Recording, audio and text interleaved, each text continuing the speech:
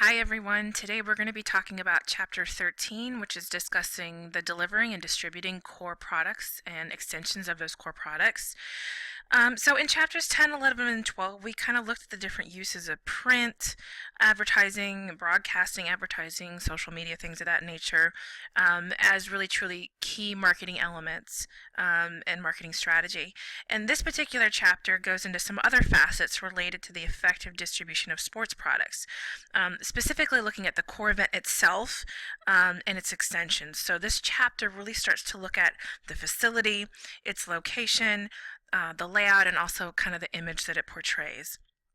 We're also going to look at retail distribution of merchandise and apparel and how that can be an effective marketing strategy. And it's also going to go into looking at elements for the analysis of product distribution. So as always, we want to start the chapter looking at our objectives, things that we're going to get out of reading and learning this information. First is to understand the distribution as it relates to the marketing process and the place application of the 5 Ps that we discussed in earlier chapters. We want to understand the theory of place as it relates to sport, to recognize the importance of the venue and facility in sport marketing, and also to understand the elements of marketing channels and their application to tickets and retail products. So we're going to go ahead and jump right into place or distribution of the sports product. When we're discussing placing products or the distribution of products, we really have to consider that an effective marketing strategy requires a very careful and deliberate strategy for distribution, because the goal is to really be able to expand the distribution of a product or a brand to as many outlets as practical and as effective as possible. And in many aspects, the place or where the distribution is occurring, those types of decisions may be the most important choices a marketer can make because they truly have long-range implications, and a lot of times they're very, very difficult to change, other than like the product, the price, or the promotion and public relations decisions. So your textbook lists a couple different elements that require distribution by a typical sports team. The live event itself, post-game statistics, players and coaches through personal appearances, tickets to the live event, concessions, merchandise, apparel, memorabilia, things of those things. These elements require an integrated strategy and also long-term commitment of assets. So when we talk about really having that marketing mix and the placing decisions that are very difficult to change, we have some very common tactics to include to kind of assist in this type of planning. So a couple of them are scheduling competitions in new markets and being able to reach out and touch somebody. To further kind of explain what these tactics are, think about scheduling competitions in new markets. Something that the English Premier League has recently done, even some of these soccer leagues that are overseas in Europe, La Liga, which is the Spanish National League.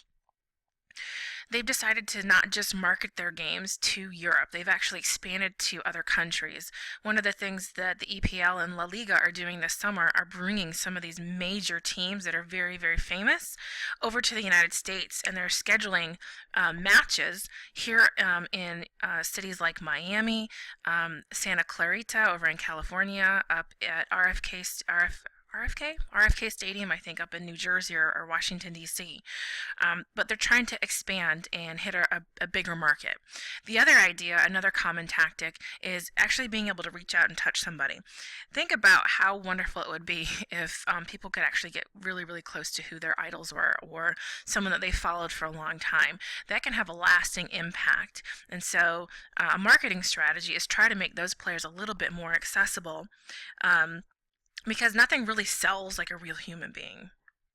So that's kind of what makes marketing tours is kind of having an extra touch of special appearances or clinics, being able to sign up and take a clinic, actually be able to be coached by a player that you really, really idolize can be a really big deal for an individual, or even just a simple autograph session where heroes can mingle with their audience. So those are a couple just marketing strategies that are beneficial. Let's talk about the ensemble.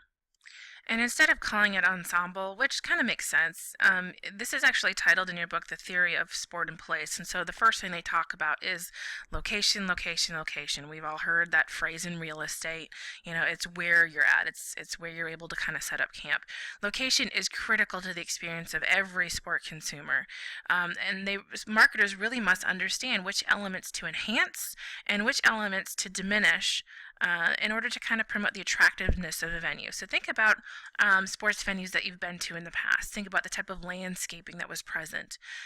Was there any landscaping present? Were there artifacts present that you could walk through kind of a memory mall and see and look and touch and feel? Was there a general history or memories associated? Maybe they have these huge posters and banners with old legends that have played at this field before. Any ideologies, maybe experiences. Think about the aesthetics. Was it clean? Did it smell good? Was it new? Was it a very old stadium? And think about maybe problems that could be associated with it. Think of like traffic jams, maybe getting to and from the park, or maybe too expensive tickets where there's not enough access for the general public, things of that nature. So the goal of most big organizations is to make sure that the ensemble, the entire package of the venue, is very attractive to the general population. So let's talk about facility. Let's talk about what key ingredients of an attractive sport facility actually draw spectators. So again, in kind of conjunction with thinking about the ensemble, think about what would draw someone and what would make you want to actually go to that specific venue. Think about how accessible it is. Is it easy to get to, like we talked about earlier? A brand new Minnesota Twins stadium up in Minneapolis, Minnesota, they actually built a couple huge parking garages around the stadium, which at first you would think, gosh, that's going to be very unattractive. But they actually built the brand new baseball stadium very, very close to some of the major fairways in downtown Minneapolis.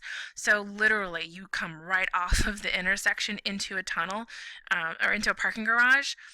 And in that parking garage, you park, you get out, you walk right into the venue, and it's very, very easy. So that was one of the things that the Minnesota Twins did to make their facility attractive and to make it easier to draw more people into that game. And then again, there was an example of parking there. Surrounding area, is it in a safe location? Is it in an up-and-coming area that might be a little bit questionable? We know right now that Orlando is in a process of expanding to the west side of Orlando, the Paramore district. It's been up and coming for a while, but it's also been typically a high impoverished area. And up until recently, now that new Orlando City Stadium is there, it's really starting to draw people to the other side of the tracks, literally. Let's talk about surrounding area, design, and layout. One thing that's really important is to make sure that whatever facility is utilized, especially if it's something new that's being built, is that it actually matches its surroundings.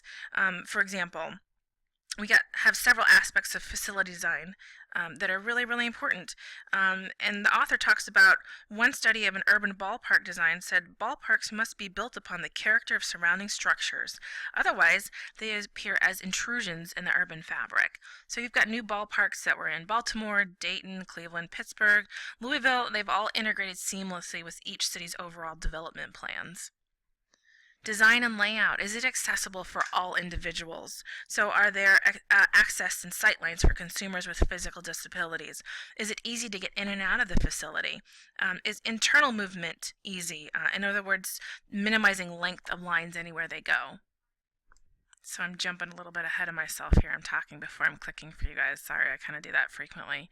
So here's your slides talking about accessibility and drawing radius. Simply drawing concentric circles around the sport venue doesn't really adequately define the drawing radius. In other words, you really have to consider other key factors. So again, what are the demographics of the surrounding area, the people that populate it? How long is the event going to last? How is that going to affect the parking of people coming to and from the event? What are going to be the emotional commitment of the spectators? Are they going to be invested in this venue, or are they going to have some sort of disdain because it's a big eyesore? They didn't consider having the stadium blend into kind of the background. And then what's going to be the perception of the quality of the event and the venue? Again, parking we've kind of talked about a little bit. One space in every 4 seats in the venue. My goodness. Do they have an easy entrance, an easy egress? Is there appropriate pricing? Are there availability parking spots near the venue? If anybody's been to an Orlando City match or an Orlando Pride match recently, you'll understand that the new stadium was built with very little parking. And I think a lot of the reasons for that were to get more of the population in the downtown area and to be able to walk over to the events. But for right now, that's something that's still getting sorted out. It'll be very interesting to see kind of the feedback that those clubs get from their season ticket holders who are having to walk a little bit of a distance now in order to actually get to the brand new stadium.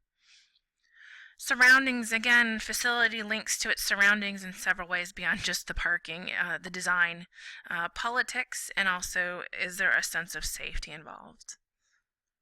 Here we go. I think we're finally caught up to speed. Design and layout. So an excellent facility design and layout should really make sure that it's addressed the following. Ease of access, sight lines for consumers with disabilities, location design, number of food services, bars, concession stands, and bathrooms. How many of us really like waiting in line for these things? Not many of us do. Flexible versus dedicated usage space. Are you forced to stay in your seat for the entire match, or are you able to get up out of your seat, wander around the stadium, and stop and watch it from a different location other than your chair? And then does it have some sort of pleasing design? With any piece of architecture, the sport facility design really requires an appealing blend of form, scale, color, and light. And the media focus attention on the multi-million-dollar venues. And in many cases, sponsors like to pour millions of dollars into the creation of these attractive and interactive kind of sports zones or sport fan zones, because they know that it's going to be one of those emotional events that can get people tied into buying the product. Let's see if we're caught up now. Yes, here we are. So now we're at figure 13.2, and this really kind of highlights, and it's another good graphic in regards to looking at the game versus the spectacle and the festival of sport. And if you think back into history, people have been going to sporting events. Think about boxing matches. Think about the gladiators when in Olympia, when they were, pitting, human versus human, basically until the death. What did they do? Whoever was in charge decided it wasn't just about the game. It was creating a spectacle, creating interest. And then how do we create interest through that spectacle? It's creating some sort of festival, some sort of excitement happening around that event. So it wasn't just about the game. It was it was marketing ploys to get more people involved in what was going on. So three levels are typically discussed when we talk about the game, spectacle, and festival. And they kind of refer to this as framing the stake in the sizzle. So this is the actual competition involved, the game, the elements that are surrounding the game, or that would be known as a spectacle. So, the fan zones, the march into the stadiums with smoke and drums and things of that nature, which kind of adds to the atmosphere and the ancillary activities surrounding the event. So that would be regarded as the festival. In regards to this type of broader events taking place, not just the game itself, sports marketers have to learn how to manage and develop all three of those elements without allowing their convergence to diminish the consumer experience. The whole point of the game, the spectacle, and the festival is to promote participation, not to reduce it. So there's a very delicate balance. Let's talk about amenities now. Convergence towards the sports mall. Today's sports consumers expect a very broad range of amenities at venues, including connectivity, big screens, the Trinitrons, that's what they were called. I think it was because it was the brand up in Minnesota, where those big electronic soundboards and big screens where we could all look up and see what was happening on the field, especially if we had the nosebleed seats. Upscale food and drink, and also high-touch amenities. Being able to go into a bathroom and it not be gross. Maybe not necessarily expecting marble countertops, but people are expecting certain quality items nowadays are a little bit different than they were in the past. And another example of this is having some sort of special treatment, whether it's in the form of suites or some sort of inclusive club seats or special zones that are reserved. And nearly all modern spectator sport venues incorporate club seats, and this is an individual seat in a section separated from the general public seating with some sort of access to suite level amenities. So think about it. Who wouldn't love to have kind of those special seats? I had a call recently for one of the big matches coming up in Miami for Barcelona and Real Madrid, and it was an advertising call from a sports marketer, and they were talking to me, wanting to get to know, why I love soccer and who goes to soccer events when we buy tickets for special matches that are in town. And the guy wanted to offer me a special offer for seats right on the field and leather recliners, and we'd have food that was all inclusive and drinks all inclusive, let alone sitting right there on the sidelines, and it was all for the price of $4,500 per person. So while these items might be available, they're not always accessible, and sometimes it can be a turnoff for individuals that want to go because they have a sincere love for the game, not just I'm going to go and be the cool person sitting down in the really expensive seats. But there are other premium seating trends. They include merging suites with club seats, and other sponsors and branded spaces or entitlement zones. There are zones behind the Orlando City goals that are roped off for corporations that want to buy those tickets in bulk and then send their business there for some sort of event for their faculty or facilities. And it's a trend that is up and coming, and it's nice when you're able to partake in that, but it's also been very successful at attracting other major businesses to buy in and eventually to be sponsors for the programs. Another concept that is starting to be the focus of some reconfiguring for sports marketing has to do with personnel involved. Think about the individuals that are typically employed to work these big major events for sporting events that take place. They could possibly be the major force in protecting or projecting a facility's image and in its ultimate success. Yet when you think about the individuals that are involved, a lot of times these individuals are part-timers. They're not hired on with the facility. They're not hired on with benefits, with salary, vacation, things of that manner. And so all too often, these individuals aren't being given the benefit of the doubt, and when it comes to training and being able to have specific knowledge and have that customer service skills ready for when a fan or when a consumer approaches them with an issue that happens. So we've got some changing that is taking place where event managers want to change this persona in order to really truly educate these employees and to give them the skills to be able to handle certain situations so that the consumer walks away happy. They're also looking at the personal qualities of the individuals that are hired, what kind of sense of responsibility that they have, because ultimately who they hire to work these venues are a reflection of the organization.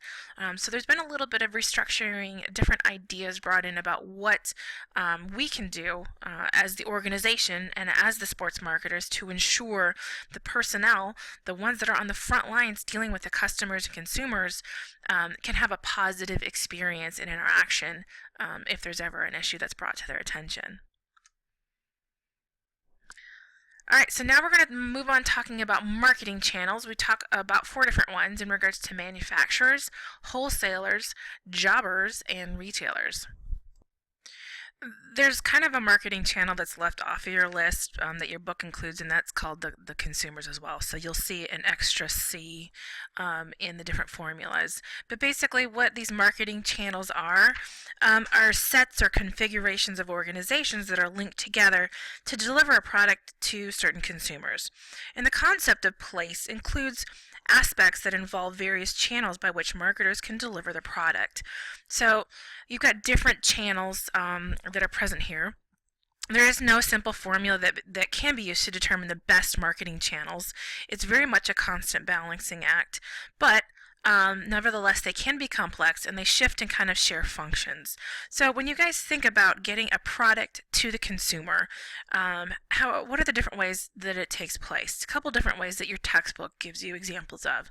A traditional channel for getting hard goods to a consumer starts from the manufacturer, goes through the wholesalers, goes through the jobbers, into the retails, and then eventually into the consumer's hand.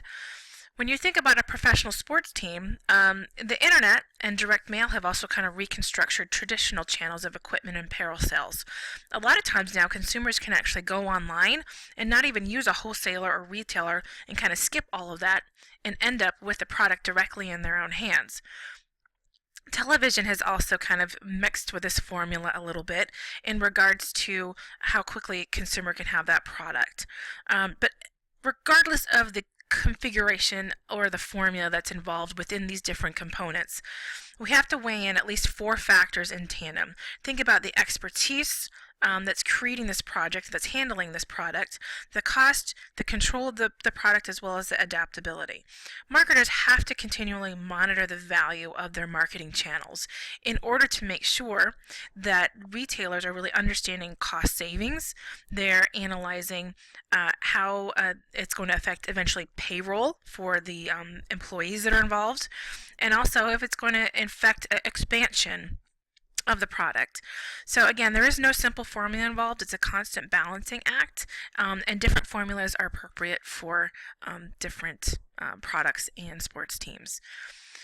When considering product distribution, you also want to think about, again, this is going back, I was talking a little bit fast, your expertise, cost control, adaptability. Kind of touched upon that.